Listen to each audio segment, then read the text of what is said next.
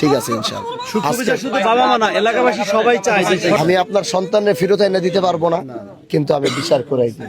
আমি তোমার বাবারে ফেরত আনতে পারবো না, কিন্তু এর সঠিক বিচার আমি তদন্তের মাধ্যমে এর সঠিক বিচার আমি করাই দিব। এবং যদি কেউ অন্যায় করে থাকে, হত্যার সাথে জড়িত থাকে, যদি এরকম রিপোর্ট হয় যে কেউ তাকে এরকম আঘাত প্রাপ্ত করছে, মারছে, মারার কারণে তার মৃত্যু হয়েছে, মারার কারণে এরকম কিছু, আমি এই যে ওর মেয়ে, তার স্ত্রী, তার মাকে আমি বলে যাইতেছি, এর জন্য, এর সঠিক বিচার পাওয়ার জন্য একজন এমপি, এই এলাকার একজন এমপি হিসাবে আমার যে কর্তব্য, আমার যে দায়িত্ব, আমি আমার দায়িত্বের জায়গা থেকে এক বিন্দু পরিমাণও পিছনে যাব না।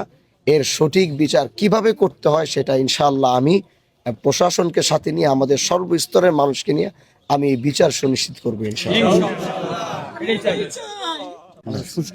আমি আপনার সন্তানের ফেরত এনে দিতে পারবো না, কিন্তু আমি বিচার করাই দিই। এজন্য এই উম্মতপুরের মানুষকে আমি এতটুকু বলে যাইতেছি, এটার ময়না তদন্তের রিপোর্ট মনে হয় আগামী 2-1 ভিতরে চলে আসবে। আমার হ্যাঁ মনে হয়, আমি বলে দিছি। ওরা লম্বা সময় চাইছিল, কিন্তু আমি বলছি না, আমি বলছিলাম, কিন্তু তারা, আমি ফোন দেওয়ার পরে তারা এটা যত দ্রুত সম্ভব, হয়তো কয়েকদিনের ভিতরেই এই তদন্ত রিপোর্টটা হাতে আসবে, এবং এটা সঠিক তদন্ত রিপোর্ট আসবে, যেখানে কোনো ভেজাল থাকার কোনো প্রশ্নই আসে না, এই সুযোগই দেওয়া হবে না।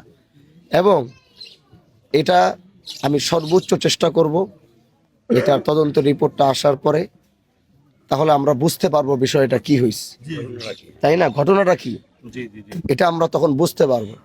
এবং যদি কেউ অন্যায় করে থাকে, হত্যার সাথে জড়িত থাকে, যদি এরকম রিপোর্ট হয় যে কেউ তাকে এরকম আঘাত প্রাপ্ত করছে, মারছে, মারার কারণে তার মৃত্যু হয়েছে, মারার কারণে এরকম কিছু, এর সঠিক বিচার কিভাবে করতে হয় সেটা ইনশাআল্লাহ আমি প্রশাসনকে সাথে নিয়ে, আমাদের সর্বস্তরের মানুষকে নিয়ে আমি এই বিচার সুনিশ্চিত করবো ইনশাআল্লাহ। ঠিক আছে। এই কিছু তথ্য পুলিশ তো আসে নাই, আমরা কি খেতে পোস্ট করে জোগাড় করে কিছু তথ্য আমরা পাইছি আর কোন থেকে পুলি আছে, পুলিটার মধ্যে মানে যে রাখছে দেয় নাকের ছাপ পয়সা গেছে, তারপর গ্লাভস এগুলো যত্ন সহকারে রাখেন, এগুলা হেফাজতে রাখেন, এগুলা যত্ন সহকারে রাখো।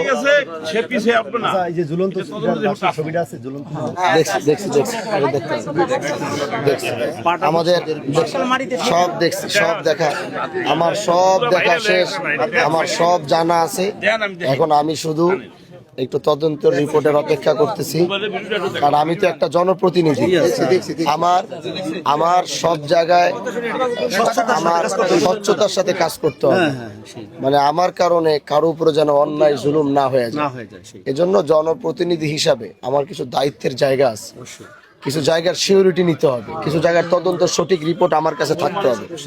এরপরে কি করতে হবে সেটা আমার দায়িত্ব। এজন্য আমি, ঠিক আছে মা, কি বলছি বুঝতে পারছো তুমি? আর মা, আমি আপনারও বলি, আমার সব জানা আছে, যা করতে হবে, কি করতে হবে, ইনশাআল্লাহ সেভাবেই করে দিই।